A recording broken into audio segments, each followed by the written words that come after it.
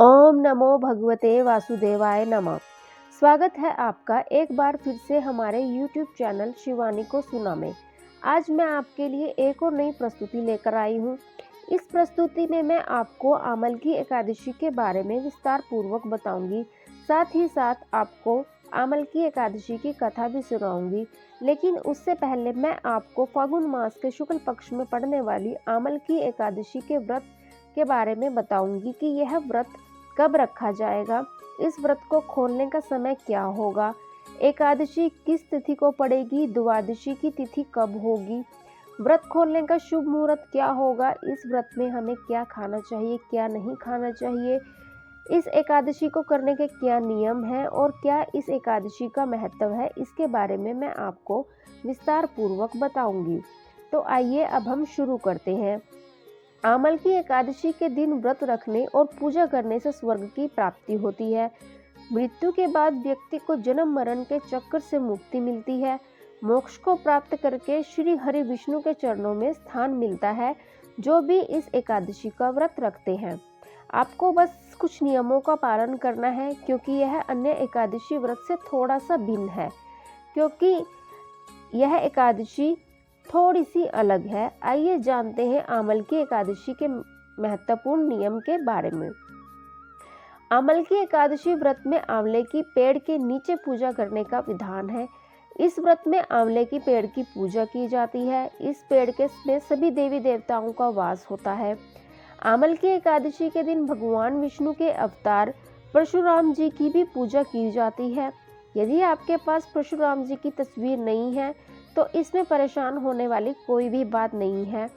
भगवान विष्णु जी की भी हम इसमें पूजा कर सकते हैं। आमल की एकादशी पूजा के समय आपको आंवले का ही भोग श्री हर को लगाना है। आंवले की पेड़ की उत्पत्ति के समय भगवान विष्णु ने कहा था कि यह पेड़ उनको अत्यंत प्रिय है। जो लोग आमल की एकादशी का व्रत करेंगे उनको भी आंवले का सेवन करना है। इस व्रत में आंवले को ही प्रमुखता दी गई है, इसलिए इसे आंवला एकादशी कहते हैं। पूजा के समय आंवला की एकादशी व्रत कथा का पाठ करना चाहिए, श्रवण करना चाहिए। कोई भी व्रत उसके कथा के श्रवण के बिना पूर्ण नहीं मानी जाती, क्योंकि उसका पाठ करने से ही उसके महत्व के बारे में हमें पता चलता है। आंवला की एकादशी के दिन पवित्रता और सात्विकता का ध्यान रखना चाहिए। पवित्रता का अर्थ मन, कर्म और वचन से है। मन में किसी के प्रति गलत भाव नहीं होना चाहिए, दूसरों को बुरा नहीं बोलना चाहिए और ना ही कोई गलत काम करना चाहिए। इन नियमों के अतिरिक्त आप अन्य एकादशी व्रतों में जिन नियमों का पालन करते थे उनका पालन भी आपको करना है। तो यह थे आंवला की एकादशी के कुछ नियम। अब मैं इस एकादशी के शुभ मुहूर्त के बारे में आपको बताती हूँ। फागुन मास के शुक्ल पक्ष में पड़ने वाली आमल की एकादशी का व्रत 3 मार्च 2023 को शुक्रवार के दिन पड़ रहा है। यह व्रत 3 मार्च को रखा जाएगा। दिन शुक्रवार के दिन यह व्रत रखा जाएगा। इस व्रत में हमें आंवले को ही प्राथमिकता देनी है। जैसा कि इसके नाम से ही पता चल रहा है कि आमल की एकादशी यानी कि आंवला की एकादशी, इसे आंवला एकादशी भी कहा जाता है।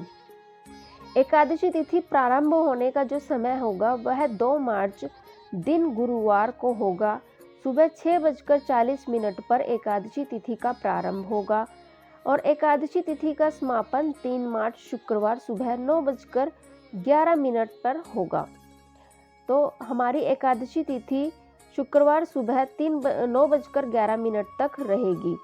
द्वादशी तिथि का जो प्रारंभ होगा वह 3 मार्च शुक्रवार सुबह 9:12 से लेकर 4 मार्च दिन शनिवार सुबह 11:41 तक रहेगा।